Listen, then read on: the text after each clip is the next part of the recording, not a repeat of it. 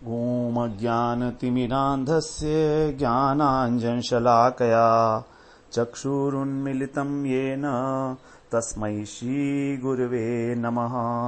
वन्देऽहं श्रीगुरो श्रीयुत्पदकमलं श्रीगुरून् वैष्णवांश्च श्रीरूपं सागरजातं सहगण रघुनाथान्वितं तं सजीवम् साद्वैतं सावधूतं परिजनसहितं कृष्ण चैतन्यदेवं श्रीराधा कृष्णपादान् सहगण ललिता श्रीविशाखान्वितांश्च तमादिदेवं करुणानिधानं तमालुवर्णं सुहितावतारम् अपार संसार समुद्र सेतुं भजामहे भागवत स्वरूपम्। हे देव हे दैत हे भुवनैक बंधो हे कृष्ण हे चपल हे करुणैक सिंधो हे नाथ हे रमण हे नयनाभिराम हा हा कदानुभवितासि पदं दृशोर्मे। श्री कृष्ण चैतन्य प्रभो नित्यानंद श्री अद्वैत गदाधर शिवसदि गौरभक्त वृंद। हरे कृष्ण कृष्ण कृष्ण हरे हरे हरे राम राम राम हरे हरे। हरे कृष्णा। सर्वप्रथम मैं अपने गुरुपाद पद्म ओम विष्णुपाद अष्टोत्तर शत श्री श्रीमद् भक्ति वेदांत माधव गोस्वामी महाराज के चरण कमलों में अनंत कोटि दंडवत प्रणाम ज्ञापन करता हूँ। हम लोगों ने श्रीमद् भागवत पुराण में 12वां अध्याय का श्रवण किया, जिसमें अघासुर उद्धार की लीला का वर्णन है। किस प्रकार भगवान जो है अघासुर का उद्धार करते हैं, उसको जो है सारूप्य मुक्ति प्रदान करते हैं। क्योंकि अघासुर की तो मृत देह थी, वो भी भगवान की क्रीड़ा स्थली बन गई। वहां पर जो है उसकी जब देह सूख गई, क्योंकि अघासुर जो है एक अजगर के रूप में आया था, 1 योजन लंबा उसका शरीर था, और उसने जो है जब अपना मुंह फैलाया तो एक होठ तो उसका मानो जमीन पर है और दूसरा आकाश को स्पर्श कर रहा हो, इस प्रकार से। तो जब उस मृत्यु हो गई, जब उसकी भगवान ने उसका उद्धार कर दिया, तो उसके अंदर से एक जो ज्योति निकलकर पहले वो आकाश में स्थित हुई। सभी देवताओं ने उसको ज्योति को देखा कि वो किस प्रकार 10 दिशाओं को उद्भासित कर रही है, और उसके बाद फिर भगवान जब उसके मुख से निकले तब उनके अंदर वो प्रवेश कर गई। बड़ी आश्चर्यजनक घटना हुई है। सभी देवताओं ने देखा किस प्रकार उसका उद्धार हुआ है, भगवान के अंदर उसकी ज्योति विलीन हो गई, उसको भगवान ने सारूप्य मुक्ति दी है। ब्रह्मा जी भी वहां पर आ गए। ब्रह्मा जी ने भी इस प्रकार ये देखा कि सब लोग जो हैं बड़े आश्चर्यचकित हैं। ब्रह्मा जी ने भी वहां पर देख के बड़े आश्चर्यचकित हो गए। देखो, ये जो अघासुर था, ये तो साक्षात पाप का स्वरूप था। अघ का अर्थ होता है पाप, तो साक्षात पाप को भी भगवान ने जो है शुद्ध करके अपने धाम में भेज दिया। बहुत बड़ी बात थी ये। तो अघासुर के विषय में बताते हैं, ये अघासुर पूर्व जन्म में शंखासुर का पुत्र था। देखने में अत्यंत सुंदर था, इसके कामदेव की भांति था। ये अत्यंत अतिशय अभिमानी भी था, क्योंकि जो व्यक्ति रूपवान होता है उसको जो है अभिमान तो हो ही जाता है, और अभिमान पता ही है हमको किस प्रकार व्यक्ति को जो है अंधा बना देता है। तो इस प्रकार, और उसकी जो सारी विवेक शक्ति थी वो उस यौवन के उन्माद ने हर ली थी सारी। अब इस प्रकार से ये रूप और यौवन से मदमत हुआ यह असुर जो है, अष्टावक्र मुनि की आकृति जब इसने देखी तो ये हंसा, क्योंकि अष्टावक्र मुनि जो है 8 स्थानों से वक्र हैं। तो उसकी जब इस प्रकार से उसने हंसा तो जो है वहां पर ही जो अष्टावक्र का ध्यान उस ओर था नहीं, वो तो अपने स्वाभाविक रूप से ही अपनी बंकिम गति से नीची दृष्टि करते हुए चले जा रहे थे। लेकिन जैसा ही जब इसकी हंसी की घृणा भरी ध्वनि सुनाई दी, तो फिर जो है मुनि के नेत्र ऊपर उठे। जब उसने ऐसा कहा कि ये महाकुरूप व्यक्ति है, कौन है ये, अष्टावक्र जी को समझते हुए देर नहीं लगी, ये कौन है। उनकी आंखें लाल हो गई क्रोध से, जैसे कि जो वीतराग मुनि होते हैं उनमें इस प्रकार से जब क्रोध आ जाता है तो कोई ना कोई वो क्रोध भी उनका जो है भगवान, क्रोध भी उनका एक प्रकार से वरदान ही होता है। तो यहां पर मुनि के क्रोध को ही उन्होंने, भगवान की लीला शक्ति ने ही मुनि के क्रोध को ही अपना निमित्त बनाकर और इस प्रकार जो अष्टावक्र के मुख से निकलवाया कि त्वाम सर्पो भव दुर्मते कुरूपा वक्रगाव जाति सर्पाणाम भूमि मंडले, अर्थात हे दुष्ट बुद्धि तू जा सर्प बन जा। और भूमंडल पर जैसे सर्पों की जाति अत्यंत कुरूप होती है और कुटिल गतिवादी होती है, वक्र होते हैं ना, जब सांप चलता है तो वक्र गति से चलता है, तो उसी प्रकार से बस शंखासुर का जो पुत्र था वो इतना ही सुनना था और उसके लिए उसका सारा रूप का जो गर्व था, यौवन का जो गर्व था, वो सब नष्ट हो गया। उसी क्षण वो मुनि के चरणों में लौट गया। और अब जो है कृपा में कोई मुनि थोड़ा देर करते हैं किसी भी प्रकार की, तो ये तो एक प्रच्छन्न अनुग्रह की सूचना होती है। जब महात्मा को क्रोध आता है तो समझिए ये उसके छिपी हुई कृपा है। तब उन्होंने कहा कि जिस दिन कृष्ण जो है तुम्हारे उदर में प्रवेश करेंगे उसी दिन तुम्हारी ये सर्प योनि छूट जाएगी। तो इस प्रकार जो शंखासुर का पुत्र था वही ये अघासुर बना। और यहां पर अब जो है अघ कंस के विशिष्ट परिकरों में से एक था। इसका जो है सर्प के अंदर अभिनिवेश रहता था हमेशा ही, क्योंकि और ये जो है अतीत की घटना को भूल चुका था, इसको विस्मृति हो गई थी, मुनि ने इसको शाप दिया था। तो इस प्रकार से ही ये अपने नाम के अनुरूप ही अघासुर इसका नाम था, तो अपने पापों का घड़ा जो है भर रहा था। और वो घड़ा जब भरते भरते पूरा भर गया तब उसके बाद फिर यहां पर उसका इस प्रकार से परिणाम हुआ। जब अघासुर के मुख से कृष्ण बाहर आ गए तब फिर देवता लोग तो बड़े आनंद करने लगे और अघासुर जो है उसकी मृत्यु हो गई। तब बताया था कि भगवान के ऊपर सुमन वृष्टि की इन्होंने।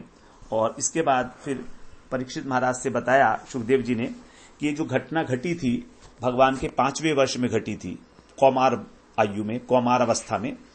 और ये 1 साल बाद अर्थात जब पौगंड अवस्था आ गई तब सभी बच्चों ने अपने घरों पर जाकर अपने माता पिता से घटना बताई और ये बताया कि ये घटना आज ही घटी है, ऐसा बताया। तब परीक्षित महाराज पूछते हैं कि ये कैसी बात हुई, ये समझ में नहीं आई बिल्कुल भी। जो आपने कहा कि 1 साल बाद उन्होंने ये बात बताई, तो ये कैसे हो गया? इसका मतलब बीच में 1 साल के अंदर कुछ भगवान की जो अचिंत्य लीला शक्ति ने निश्चित रूप से कोई माधुर्यमयी लीला की होगी। तो इस प्रकार जो है ये कैसे संभव हुआ, और आप इस विषय में मुझे बताइए, क्योंकि मुझे बड़ा कौतूहल है। और निश्चित रूप से भगवान की माया है, क्योंकि भगवान की माया जो है संभव को भी संभव कर सकती है। यहां पर भगवान की योग माया के विषय में कहा जा रहा है इस प्रकार। और परीक्षित महाराज ने कहा मैं तो आपका शिष्य हूं, और जो शिष्य के प्रति जो है जो गुरु लोग होते हैं वो सभी अपने गुह्य से गुह्य बात को भी जो है बता देते हैं। और मैं आपके मुख से जो पवित्र हरि कथा का पान कर रहा हूं। तो इस प्रकार से जब बताया तो अब 13वें अध्याय में यहां पर अब हमारी ब्रह्म विमोहन लीला है। ब्रह्मा जी किस प्रकार मोहित हुए हैं भगवान का रूप देखकर। तो सुखदेव जी कह रहे हैं, श्री शुक उवाच साधु पृष्ठम महाभाग त्वया भागवतोत्तम यन्नूतनयसी शीसस्य शृण्वन्नपि कथा मुहुः। बड़े प्रसन्न हुए इस प्रकार का जब प्रश्न पूछा गया परीक्षित महाराज के द्वारा। तो देखिए कितने प्रसन्न हो रहे हैं सुखदेव जी महाराज। यही है, वक्ता का उत्साह तभी बढ़ता है जब श्रोता जो है प्रश्न पूछता है। तो साधु पृष्ठम महाभागा, कुछ देर तो जो है सुखदेव जी बिल्कुल समाधि में चले गए, उनको होश ही नहीं रहा, स्मरण शक्ति जो है खत्म हो गई। भगवान की लीला का उनको स्फूर्ति होने लगी। तब हरि कथा कीर्तन किया गया भगवान के नाम का। तब जब उनको मूर्छा उनकी भंग हुई तब इस प्रकार से कह रहे हैं कि हे भागवत उत्तम, अर्थात हे महाभागवत, सभी भागवतों में अत्यंत श्रेष्ठ, हे महाभाग्यशाली। त्वया माने तुमने साधु पृष्ठम, बहुत अच्छा प्रश्न किया है, बड़ा उत्तम प्रश्न है। यत मन क्योंकि ईशस्य कथा मुहु, भगवान की कथाओं को बार बार, मुहु माने बार बार, शृण्वन अपि, सुनते हुए भी, नूतन ऐसी, तो आप जो है निरंतर हरि कथा सुन रहे हो मेरे द्वारा, तो भी आप उसको नूतन ऐसी, नए नए रूप में अनुभव कर रहे हो। ये आप जो है आपकी विशेषता है, ये तभी आप भागवत उत्तम है। देखिए कितनी बड़ी बात कही है कि निरंतर हरि कथा सुनकर भी उसमें नए नवायमान का अनुभव हो, हमेशा ऐसा लगे जैसे पहली बार सुनी जा रही है। यही है हरि कथा की जो है विशेषता। तो यहां पर भागवत उत्तम कहने का मतलब है, यदि परीक्षित महाराज कहें कि आप मुझे इस प्रकार संबोधन कर रहे हैं भागवत उत्तम, तो कहना इसका कारण है, इसका कारण है कि मेरे द्वारा जो भगवान की कथाएं बार बार कही जा रही हैं उसका तुम आस्वादन कर रहे हो, श्रवण कर रहे हो, और ऐसे सुनते हो जैसे कभी सुना ही नहीं। हर बार तुमको नवीन प्रतीत होती हैं, ऐसा अनुभव कर रहे हो। तो इससे तुम्हारा कथा के प्रति जो अनुराग है वो बड़ा स्पष्ट रूप से दिखाई दे रहा है, इसलिए तुम भागवत उत्तम हो। तो भागवत उत्तम की जो है एक प्रकार से हम कह सकते हैं कि जिसको कथाओं में अनुराग है वही भागवत है और वही भागवत उत्तम है। अब दूसरे श्लोक में कह रहे हैं, सतामय सारभृताम निसर्गो यदर्थवाणी श्रुति चेतसामपि प्रत्यक्षणं न व्यवदच्युतस्य यत् स्त्रियां विटानामिव साधु वार्ता। बड़ा इंपॉर्टेंट श्लोक है। सतामयम सारभृताम निसर्गो, आप कैसे हैं? सता की यदर्थ वाणी, जिनकी वाणी कानों को कर्ण, जिनकी वाणी कर्ण और हृदय तीनों चीजें, वाणी कर्ण और हृदय, वाणी हो गई कर्ण के द्वारा हमारा शरीर और हृदय का मतलब मन, भगवान की लीलाओं के कथा श्रवण में यदर्थ वाणी श्रुत और चेतसा तीनों चीजें, जो जिनके लिए हमारी वाणी कर्ण और चित्त लगे रहते हैं भगवान की कथाओं के लिए, अर्थ माने के लिए। प्रतिक्षणम अच्युतस्य, प्रत्येक क्षण जो भगवान की साधु वार्ता, जो अत्यंत उत्तम कथाएं हैं, वे नव्यवत, नवीन की भांति ही उनको प्रतीत होती हैं। तो इस प्रकार से जो लीला कथाओं के श्रवण में, चिंतन में सर्वदा रमे रहते हैं, वे क्या हैं? वे सारग्राही हैं। सतामयम सारभृताम, सारभृताम मतलब सार तत्व को ग्रहण करने वाले, सारग्राही पुरुष, ऐसे साधु। तो ऐसे साधुओं को स्वाभाविक रूप से निसर्ग, ये उनका स्वभाव है। सत्पुरुषों का स्वभाव क्या है कि भगवान की जो कथाएं हैं वो उनकी वाणी को, उनके कर्ण को, उनके हृदय को जो है हमेशा नवायमान में ही अनुभव होती हैं। जिस प्रकार, कैसे? स्त्रियाम विटानामिव विटानामिव, जैसे विटानाम बोलते हैं लंपट पुरुष को, जैसे लंपट पुरुष को जो स्त्रियां हैं वो हमेशा ही नई नई लगती हैं। तो जब स्त्रियों की चर्चा होती है तो उनको नित्य नूतन रस की अनुभूति होती है, जो लंपट पुरुष होते हैं, स्त्री लंपट। उसी प्रकार से जो साधु पुरुष हैं, जो सारग्राही पुरुष हैं, साधुओं में भी यहां पर कहा इंपॉर्टेंट सारभृताम, अर्थात जो सार तत्व को ग्रहण करने वाले साधु पुरुष हैं, उनको भगवान की कथाओं में नित्य नवायमान, नित्य नई नई अनुभूतियां होती हैं। कितनी बड़ी बात है। तो साधु होना एक बात है, और साधु होते हुए भी उसमें से सार को ग्रहण करना, क्योंकि भगवान की कथाएं इस प्रकार की हैं कि जब हम जितनी बार सुनते हैं उतनी बार उसमें से कोई नया तत्व निकल कर आता है। यह बड़ी इंपॉर्टेंट बात है। सबसे बड़ी बात यही है कि नई नई बातें उसमें से निकल कर आती हैं।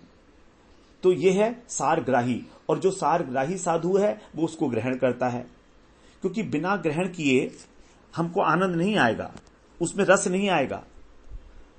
जब रस आ रहा है तो समझिए अभी नित्य नवायमान है, यदि रस नहीं आ रहा है तो समझिए अब नित्य नवायमान नहीं रहा। तो कथा का सार है कथा का अनुभव होना, और यही होता है साधु का स्वभाव। स्वाभाविक रूप से वो जो है भगवान की गुण का कीर्तन करेगा। जैसे भगवान ने कहा गीता में, मत चित्ता मत गत प्राणा बोधयंत परस्परम कथयंतस्य माम नित्यम तुष्यंति च रमंति च। व्यक्ति रमण कहां करता है? जहां पर उसको आनंद मिलता है। तो भगवान की कथाओं को कहने से और एक दूसरे से परस्पर सुनाने से और सुनने से उसको बड़े आनंद की अनुभूति होती है, क्योंकि उसने अपना चित्त, अपने प्राण सब उसी को दे दिए हैं। जैसे कि कुबेर पुत्रों ने कहा था, वाणी गुणानुकथने श्रवणों कथायाम, इसी प्रकार उन्होंने जिज्ञासा व्यक्त की थी कि हमारी वाणी हमेशा आपके गुणों के कीर्तन में लगी रहे और हमारे कान आपकी कथाओं को सुनते रहें। अम्बरीश महाराज इसी प्रकार से जीवन यापन करते थे। उनकी सारी इंद्रियां ही भगवान की सेवा में लगी रहती थी। यही वास्तव में सारग्राही भक्त का पहचान है। तो सारग्राही का जो स्वभाव है उसको हमेशा कृष्ण की कथा में तृष्णा लगी रहती है, इसलिए उस तृष्णा के कारण और अधिक यही है लक्षण सारग्राही साधु का।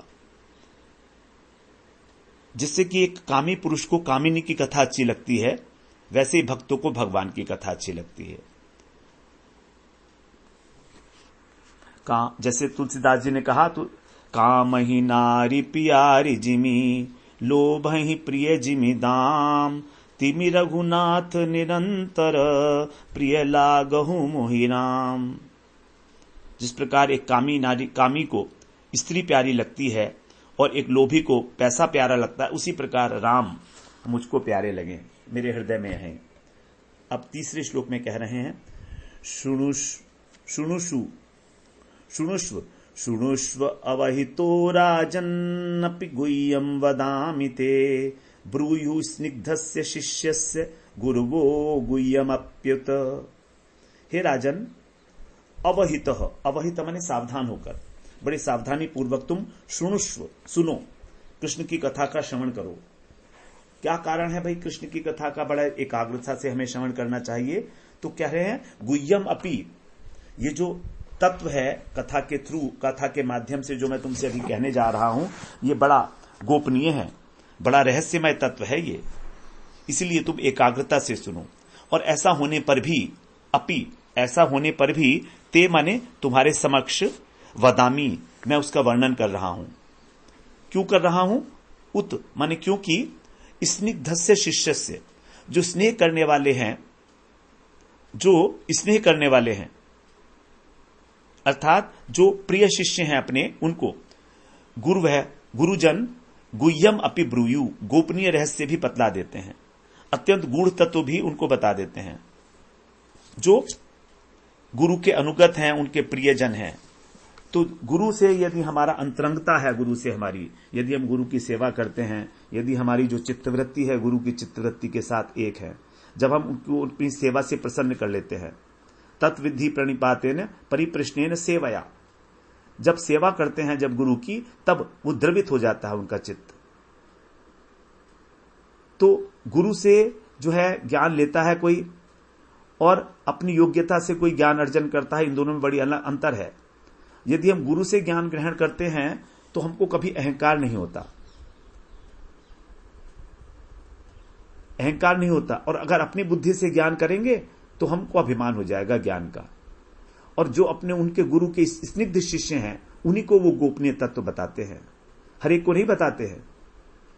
जनरल पब्लिक में उस गुरु तत्व जो है, गुरु जी उस तत्व को जो है नहीं बताएंगे, तो वो तो तभी बताएंगे जब चित्त द्रवित होगा उनका, और चित्त द्रवित होगा जब वो प्रसन्न होंगे, जब उनकी सेवा करेंगे, जब वो देखते हैं कि ये बड़ा आज्ञाकारी है, दीनहीन है, वैष्णवों की सेवा करता है, सेवा करने में हमेशा इसकी उत्कंठा दिखाई देती है, तभी। तो एकलव्य ने जो ज्ञान अर्जित किया था अपने बलबूते पर, और अर्जुन को द्रोणाचार्य ने ज्ञान दिया था, बस यही अंतर था दोनों में समझने के लिए। तो एकलव्य वो अभिमान था, और देखिए उसका अंगूठा काटना पड़ा, और अर्जुन को वही ज्ञान दिया था गुरु ने प्रेम से। तो गुरु ने जो है, अर्जुन ने सेवा करके ज्ञान लिया था उनसे, द्रोणाचार्य से, लेकिन एकलव्य ने कोई सेवा नहीं की थी द्रोणाचार्य की। तो यही बता रहे हैं कि मैं तुम्हें अत्यंत गूढ़ तत्व जो है बताने वाला हूं, इसलिए तुम्हारी एकाग्रता आवश्यक है।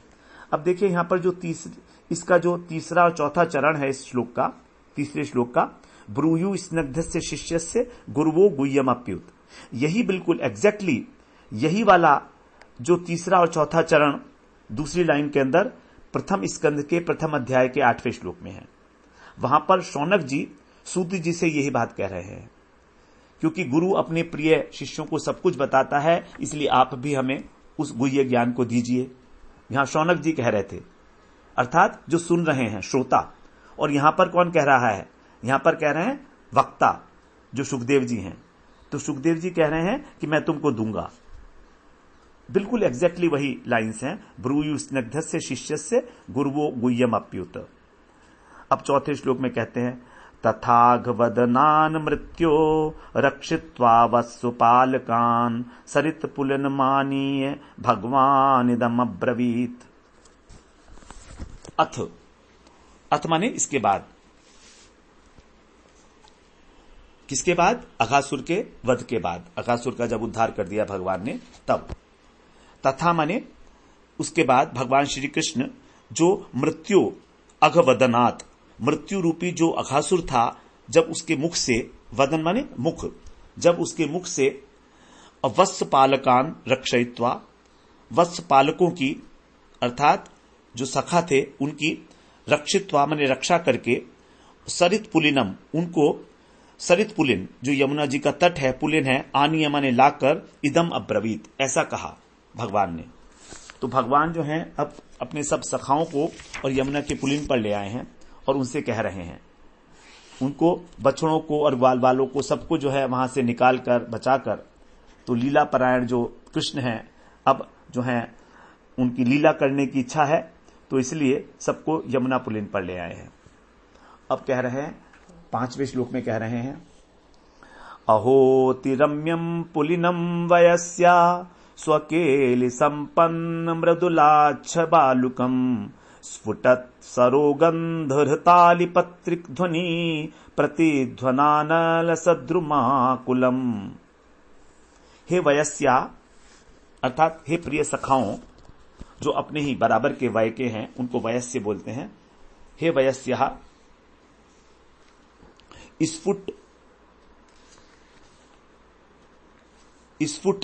स्फुटत सरोग गंध हृताली पत्रिक ध्वनि, अर्थात अति रम्यम स्वकेली, ये जो अत्यंत रमणीय है,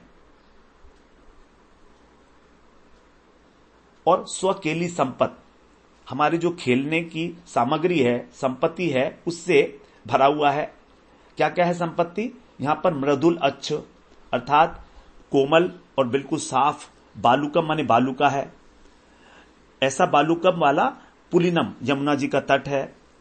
स्फुटत माने खिले हुए, जो सरोगंध, सरो माने कमल, यहां पर सरो का अर्थ सरोवर नहीं है, यहां पर उपलक्षण है सर, तो सर का सर होता है सरोवर, तो सरोवर में जो खिलता है उसको कहता है कमल।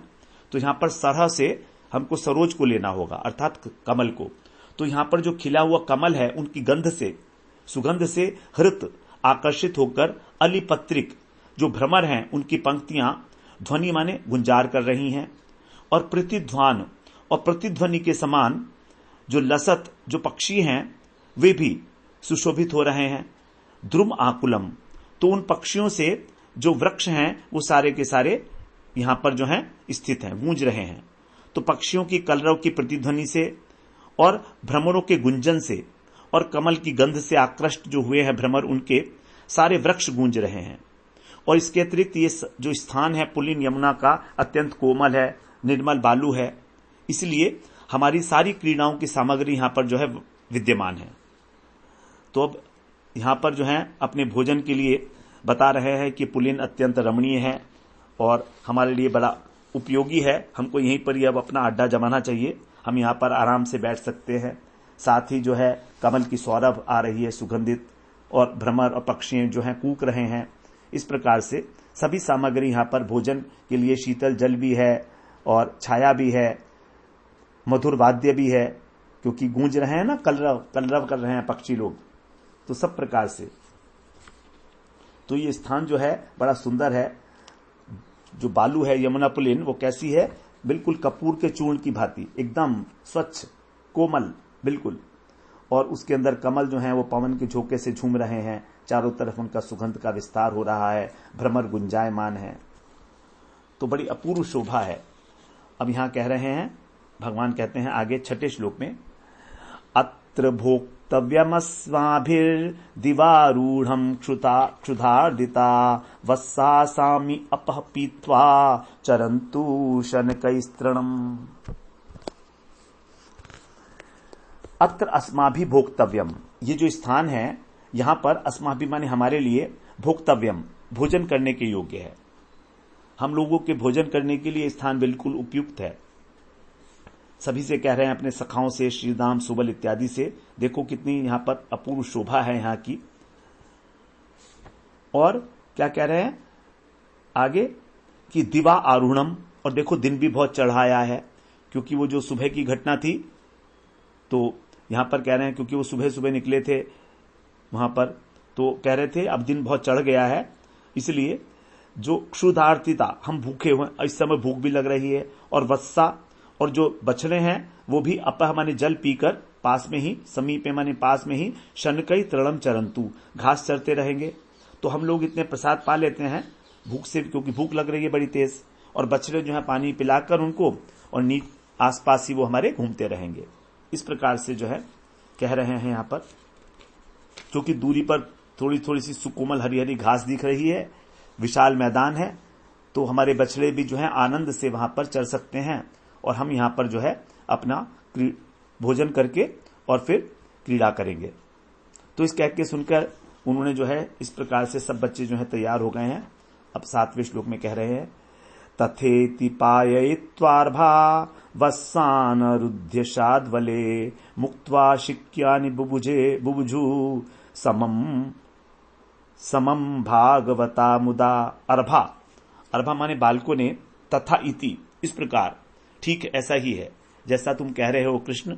तो कृष्ण की बात को उनको स्वीकार किया, और वस्सान पायित्वा, बछड़ों को जल पिलाकर सरोवर से, शाद्वले, जो हरी हरी घास थी उसमें, आरुध्य माने छोड़ दिया, और शिक्यानी में माने छीकों के अंदर जो उनका प्रसाद रखा हुआ था उसको मुक्ता माने खोलकर, भगवता समम, भगवान के साथ, मुदा माने आनंद से, बुभुजु माने भोजन करने लगे।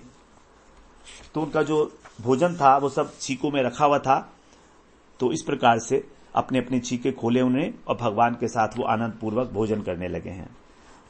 तो अपने अपने भोजन पात्रों में, अलग अलग भोजन पात्र सब लोगों के हैं, मंडलाकार सब बैठ गए। आगे बताएंगे कि किस प्रकार बैठे हैं 8वें श्लोक में।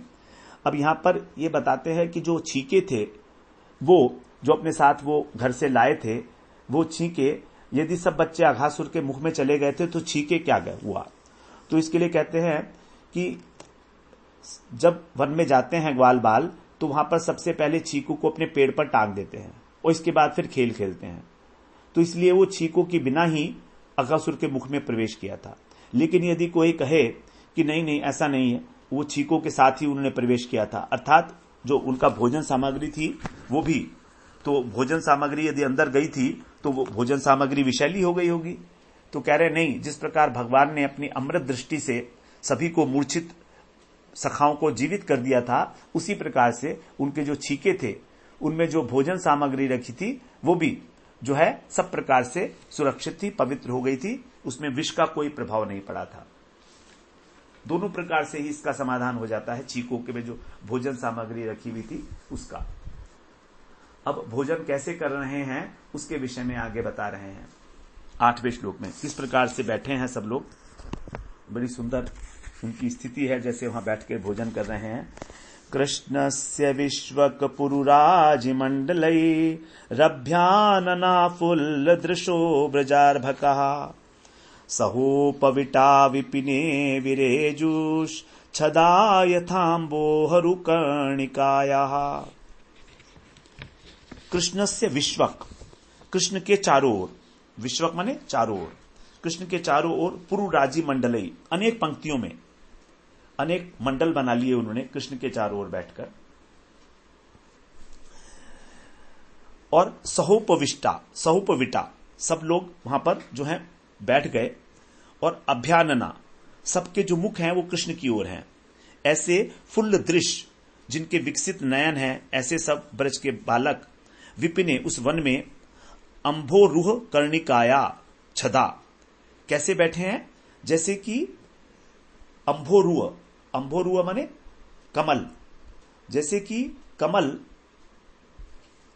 की जो कर्णिका होती है, तो कमल की एक कर्णिका होती है और उसके चारों तरफ, छदा माने उसके चारों तरफ उसके दल होते हैं, पत्ते होते हैं, तो उस प्रकार से पंखुड़ी की भांति, जैसे कमल की पंखुड़ी होती हैं, तो कर्णिका में तो समझिए कृष्ण बैठे हुए हैं और उसके चारों तरफ जो पंखुड़ियां हैं उस रूप में एक के बाद एक के बाद एक मंडलाकार विरेजु माने सुशोभित हो रहे हैं। तो कृष्ण के चारों ओर बहुत सी मंडलाकार पंक्तियां बनी हुई हैं, एक दूसरे से सब सटे हुए हैं और आनंद प्रफुल्लित नेत्रों से कृष्ण के सम्मुख बैठ गए। अब यहां पर बता रहे हैं कृष्ण के सम्मुख कैसे बैठ गए, कृष्ण के सामने, क्योंकि यहां पर जो है बड़ा विशेष वर्णन किया जा रहा है। अचिंत्य संकल्प शक्ति जो है कृष्ण की, उसके द्वारा कृष्ण के जो मुख हैं वो सभी दिशाओं में प्रकट हो गए, ऐसा लगता है। अर्थात सभी बालकों को ये लग रहा है कि कृष्ण मेरे सामने बैठे हुए हैं, क्योंकि जो सामने बैठे हैं कृष्ण के वही तो देखेंगे कृष्ण को, लेकिन जो पीछे बैठे हुए हैं उन्हें भी ऐसा लग रहा है कि कृष्ण का मुंह मेरे सामने है। तो यहां पर जो गीता में कहा गया है, सर्वतः पाणिपादम तत् सर्वतो अक्षिशिरो मुखम, 13वें अध्याय का 13वां श्लोक है कि उनके हर जगह पर उनके हाथ हैं, हर जगह उनके पैर हैं, हर जगह उनका सिर है, उनकी आंखें हैं। सर्वतो अक्षिशिरो मुखम, यहां पर यह चीज जो है चरितार्थ हो रही है, इसका प्रतिपादन हो रहा है इस श्रुति वाक्य का। तो सबको ऐसा लग रहा है कि मेरे सामने ही बैठे हैं, अथवा कृष्ण मेरे पीछे या बगल में, ऐसा नहीं, पीछे लग रहा है, ऐसे पीछे बैठे ऐसा नहीं है। छदा का मतलब है पंखुड़ी, तो पंखुड़ी के समान शोभायमान हो रहे हैं सभी बच्चे। तो अगर समझें इस प्रकार से तो कहते हैं कि जैसे मान लीजिए कृष्ण के चारों ओर पहले 8 मंडल बैठे, फिर 8 बच्चों का एक मंडल बैठा, उसके बाद फिर 16, फिर 32, फिर 64, इस प्रकार सारे के सारे जितने भी। तो यहां पर सुखदेव जी जो है हमको धीरे धीरे जैसे आंखों देखा हाल वर्णन करते हैं, उसी लीला का चिंतन करने के लिए हमको प्रेरित कर रहे हैं कि हम भी जो है अपना आंख बंद करके देखें किस प्रकार भगवान बैठे हुए हैं, वहां पर लीला का ध्यान करें। जो हमारा प्रपंच का चिंतन है, संसार का चिंतन है, ये कम से कम कथा श्रवण करते करते तो छूटे, अन्यथा तो हम संसार की छोटी छोटी बातों को चिंतन करते करते ही और सारा समय खो देते हैं। फिर जब सारा समय हमारा इस संसार की वस्तुओं का चिंतन करने में, मुझे आज ये लेना है, मुझे वो लाना है, आज ये खाना है, कल वो खाना है, आज ये आएगा मेरे घर, ये काम करना है, ये सोचते रहेंगे छोटी छोटी बातें, तो फिर भगवान का चिंतन कब होगा, भगवान कहां से आएंगे हमारे हृदय में। तो जैसे मानो सब बता रहे हैं कि आपको हमको चिंतन किस प्रकार करना है, क्या चिंतन करना चाहिए, यहां पर यह बताई गई बात। तो यहां पर जो है राज्य का अर्थ होता है समूह। तो यहां पर जो है मानो कृष्ण जो है बीच में बैठे हैं कर्णिका की भांति, और कमल की जो कर्णिका होती है उसमें होता है मकरंद, पराग, जिसको पराग बोलते हैं, इसी का आस्वादन करता है भ्रमर आकर। और सखा जो है वो सभी पंखुड़ी है कमल की। सबकी इच्छा है कि मैं कृष्ण के सामने बैठूं, इसलिए कृष्ण ने संकल्प किया कि उनके अनेक मुख हो जाएं, अनेक अंग हो जाएं। बस संकल्प शक्ति को आज्ञा मिल गई और कृष्ण का सब और मुख हो गया। तो सभी बच्चों को ऐसा लग रहा है कि मैं कृष्ण के सामने बैठा हूं, ऐसा लग रहा है, क्योंकि ऐसा नहीं होगा तो लीला में बाधा आ जाएगी, लीला में बाधा आ जाएगी। और बच्चों को ये सब पता नहीं है, उनको कोई ऐश्वर्य ज्ञान नहीं है कृष्ण का। यदि उनको समझ में आए कि कृष्ण के बहुत सारे मुख हो गए हैं तो फिर वो लोग हैरान हो जाएंगे कि ऐसा कैसे हो गया। तो बच्चे बिल्कुल खोए हुए हैं सब प्रकार से। अब यहां पर 9वें श्लोक में कह रहे हैं कि कैसे उनका भोजन हो रहा है।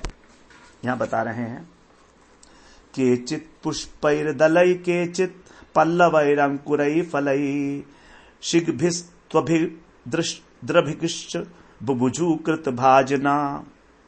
केचित माने उन बालकों में से कुछ जो हैं पुष्प, उन्होंने कुछ फूलों के द्वारा जो है अपने पत्तल बना दिया, और कुछ ने पत्तों के द्वारा, दलै माने पत्तों के द्वारा, और किसी ने पल्लव के द्वारा, किसी ने अंकुर फल इत्यादि के द्वारा, वृक्षों की छाल से, प्रस्तर माने पत्थरों के द्वारा भी कृत भाजना, अपने अपने भोजन पात्र बना लिए, और बुभुजु माने उसमें भोजन करने लगे।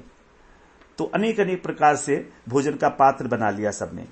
केचित, सबकी अपूर्व कौतुक रचना है। तो प्रत्येक बालक जो है अपने अपने हिसाब से ही अपना जो भोजन का पात्र है वो बना रहा है।